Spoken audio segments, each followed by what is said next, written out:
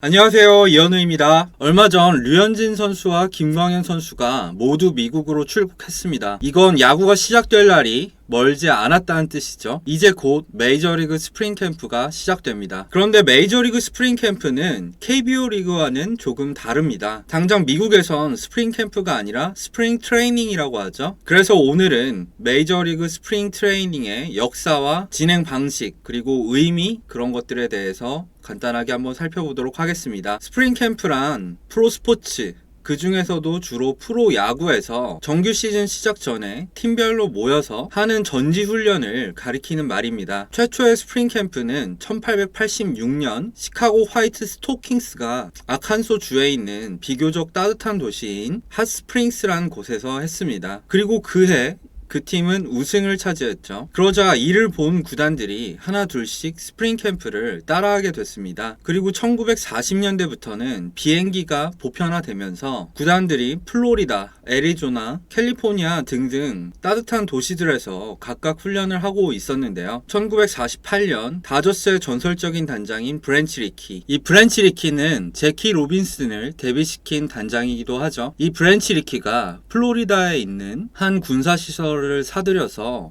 숙소, 식당, 웨이트 트레이닝 할 수 있는 장소, 운동장 이 모두 있는 야구 전용 훈련장으로 개조했습니다. 그러면서 그곳을 다저타운이라고 이름을 지었는데요. 이후 다저스는 매년 같은 장소에서 스프링 트레이닝을 할 수 있게 됐죠. 그래서 야구 역사가들은 이 1948년을 현대적인 스프링 캠프가 시작된 해라고 보고 있습니다. 현재 메이저리그 스프링 캠프가 열리는 곳은 크게 두 곳으로 나뉩니다. 바로 애리조나와 플로리다인데요. 애리조나에서 열리는 스프링 트레이닝 리그를 캡터스 리그, 우리나라 말로는 선인장 리그라고 합니다. 그리고 플로리다에서 열리는 리그를 그레이프 프루츠 리그, 우리나라 말론 자몽 리그라고 하죠. 2020 시즌을 기준으로 했을 때 그레이프 프루츠 리그에 속한 팀은 15팀인데요. 옆에 보이시는 것처럼 대부분 동부에 속한 팀이라는 것을 알 수 있습니다. 한국인 메이저리거 중에선 류현진, 김광현, 최지만이 있고요. 세 선수는 같은 리그에서 뛰기 때문에 2월 23일부터 시작될 시범 경기에서 만날 수 있겠죠. 한편 2020 시즌 캡터스 리그에 속한 팀도 15팀입니다. 옆에 보이시는 것처럼 플로리다랑은 반대로 대부분 서부지구에 속한 팀들이라는 것을 알 수 있죠. 한국인 메이저리거 중에선 유일하게 추신 선수가 있고요. 따라서 추신수가 시범 경기 기간에 다른 한국 선수를 만날 일은 굉장히 드물 거라는 걸 알 수 있겠죠. 이렇게 두 지역에 모이는 시기는 팀별로 각각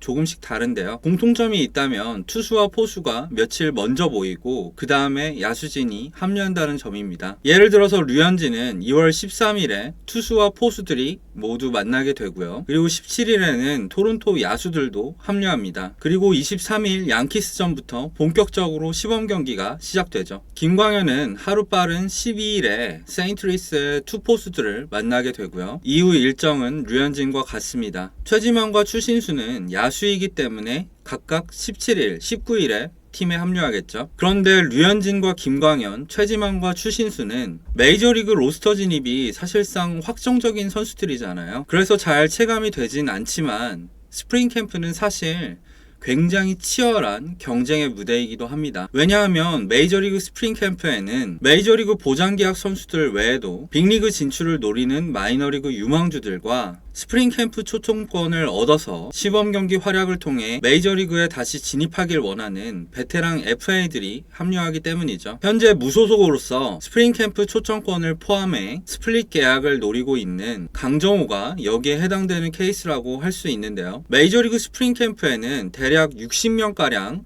초청을 받게 되는데 이 중에서 실제로 개막전 기준 26인 로스터에 들어갈 수 있는 선수는 26명밖에 없으니까요. 그래서 시범 경기를 치르는 동안 수많은 선수가 스프링 캠프에서 떠나게 됩니다. 그래서 시범 경기를 직접 취재를 하면 캠프지에서 뭔가 알 수 없는 비장함이 느껴진다고 하죠. 당연히 빅리그 진출을 노리고 계약을 맺은 선수들은 초반부터 정말 최선을 다하겠죠. 반면에 빅리그 로스터 진입이 거의 확실시되는 베테랑 선수들은 시범 경기를 다양한 구종이나 타격폼을 실험하는 자리로 삼기 때문에 시범경기 성적이 일시적으로 좋지 않게 나오는 경우가 많습니다. 그래서 나온 말이 시범경기 성적은 믿을 것이 못 된다, 이런 말이죠. 하지만 그래도 새로 팀에 합류한 선수들이나 메이저리그 로스터가 보장되지 않은 선수들은 어떻게든 최선을 다해서 눈도장을 찍는 것이 중요합니다. 올해 메이저리그 스프링 캠프에선 김광현과 강정호가 여기에 해당되는 케이스라고 할 수 있겠죠. 오늘은 메이저리그 스프링 캠프의 역사와 의미, 일정 등에 대해서 간단하게 한번 살펴봤는데요. 이번 영상은 여기까지입니다. 재밌게 보신 분들은 좋아요와 구독, 댓글까지 부탁드리겠고요. 지금까지 시청해주신 분들 모두 감사합니다.